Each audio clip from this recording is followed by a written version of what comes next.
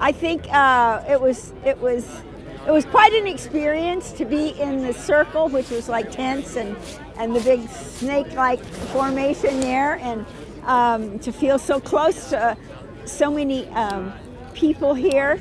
It was my first time to do CD, and I made that choice, I think, because I have a new great-grandson, and I really want him to have a world to grow up in, and I worry a lot about the future of the planet. And I'm so glad this movement is really thinks more than just about things here, and thinks about the world and what we do. And I like the concentration on the banks and stuff. And always what happened to me, it was like not anything too special, except I got some very tight cuffs put on me, which was pretty uncomfortable. And we sat, the women sat in that truck until for about 2.5 hours maybe after we got to the jail before they unloaded us. So it was like a pretty trippy night, and in jail there's it was a lot of passion and experiencing. And go ahead. Tell us your name, please. Oh, Ruth Sarnoff. And maybe ask you, how old are you?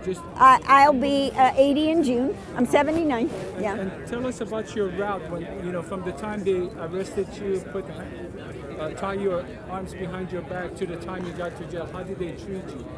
I think with generally respectful. I had a couple of incidents where remarks were made which I didn't appreciate, like, why are you here? Why aren't you home with your grandchildren or your children? And what was your response to that? And I told them that this was the place I needed to be more than anything else. And I hope a lot more of the grandparents will be out taking part in CD and in other actions with the young people, because this is the fastest moving movement I've ever seen and been a part of, and I've been a part of a lot of things over about 5 or 6 decades, and so this is magnificent. Tell us some of your background activities, being an activist. What have you done? Oh, I was involved, probably the first thing was the Stockholm Peace Appeal, where people in the world tried to ban nuclear weapons before they got spread all over the world. That was a big one. I was involved in civil rights activity and around the farm worker struggles, around Century Plaza Hotel and the whole anti-war in Vietnam movement. A lot of things. But so have you ever been arrested like this before? No. What was the difference?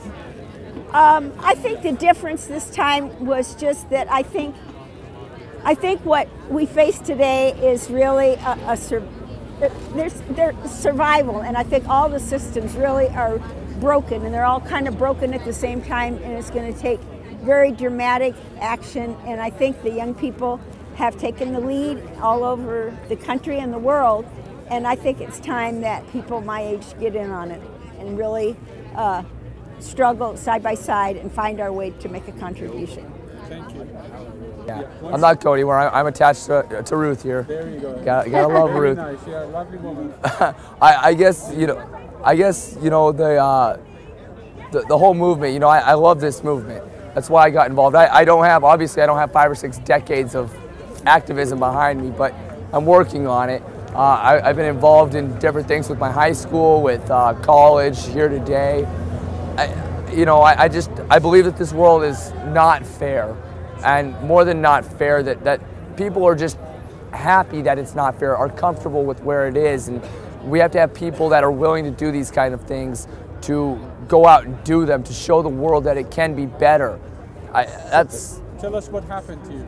Once you got arrested, what happened?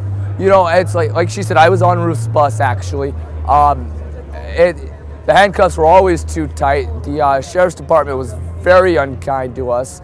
They didn't really, they were not nice to us. The LAPD was, my head still hurts from all the pressure points and choke outs and stuff. Did they chokehold you?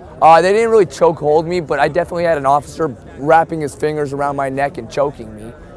It was to the point where I was getting very, very, very dizzy, which was very unpleasant. I know once we got into the Van Nuys jail, Probably a lot of us got very sick, throwing up, couldn't retain anything. Because of what? I don't know what it was because of, but I do know that when we got to the Van Nuys County Jail, we were all very sick, throwing up, myself included. How long did it take you from being arrested to get to the jailhouse? Oh crap, must have been about 4 hours. What happened in duration?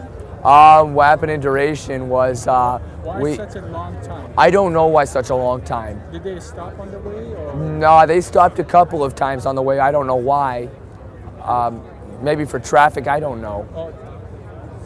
Did they let you use the bathroom No. facilities? Did they give you water? Explain all that. There was no bathroom facilities. In fact, we had girls in the back of the bus urinating into bags. They couldn't wait any longer. They didn't give us any water. They had the air conditioner on for a long period of time, and then the heater on full blast, just hot and cold, making us tired. As you know, anytime somebody started falling asleep, they started the bus again and started jerking us around. There's no resting on the bus. Booking took us hours and hours and hours. They slammed the doors, woke us up, turned on lights. There was no rest possible whatsoever for a long time. So they held you on the bus for a very long time? They held us on the bus for a very long time, yes. Do you consider that to be like torture? Yes, I do. Yes, you do. What? Yes, I do. I do consider that to be torture. This is something that even the U.S. government doesn't do to prisoners of war. You know, they aren't supposed to anyway. They treated us like animals. They dehumanized us so that they didn't have to feel any moral obligation to our movement and to recognize that we were right, and we are right. Any last words you would like to share with everybody? Power to the people, stay strong. Thank you very much. I was charged with failure to disperse, and actually when I got out today, I was not given any charges. I don't have a court date or an arraignment. I'm free to go. And what part of the camp were you arrested in? I was arrested in the circle, last circle. In the center of the circle, yeah. So how many days were you, how many hours were you in jail? I believe it was like 2.5, 3 days. Yeah, I couldn't honestly tell you. I mean, I was so mixed up in there. Like I said, they didn't let us sleep when we did start drifting off. They woke us up. So they just let you go? That's Yeah. No charges? No charges, no nothing. Because they were charging everybody $5,000. $5,000 bail. A lot of us got, I think most of us got out. I had a $5,000 bail. They released me today, along with, I believe, just about everybody else. Without bail, right? Without bail. They just let us go. They don't really have a leg to stand on as far as the First and 14th Amendments go. And they were saying that it was a failure to disperse because it was a unlawful assembly. But don't quote me on this, but it can't be an unlawful assembly, I found out, if there was no violence. And Ruth, how about you? Were you like given any charges or so? No, I was same with him. I mean, I don't no need to think about it. I'm out. That's it. Yeah. Were there other protesters who you know of who were charged with? Yes. Yeah. Yes, there were others that were charged, but not a whole lot of us, as far as I know. Yeah. There were times when there was commotion in some of the women's cells, and they came in and jerked out a couple people and put them in solitary confinement. It's like sort of like a chop off the person that they thought was kind of like leading the bunch, or the kind of that kind of thing, and they took them out, and they were in solitary confinement until they left, as far as I know. Ruth, any word of advice to everybody out there? Stay strong.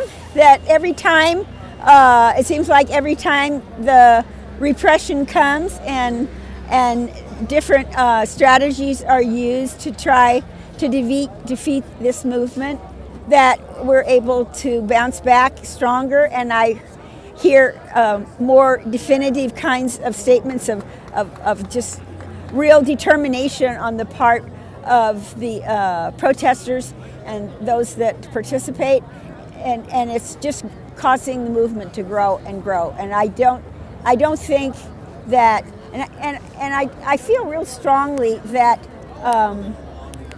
that the people my age and the older people here that have been part of some of the other struggles really need to find a way to support this struggle with their skills and not sit back on this. I think the urgency of the issues that we're dealing with are too much to just take a lackadaisical thing. It's been wonderful to see the tempo of this thing. I've never seen anything like it. Well, thank you very much.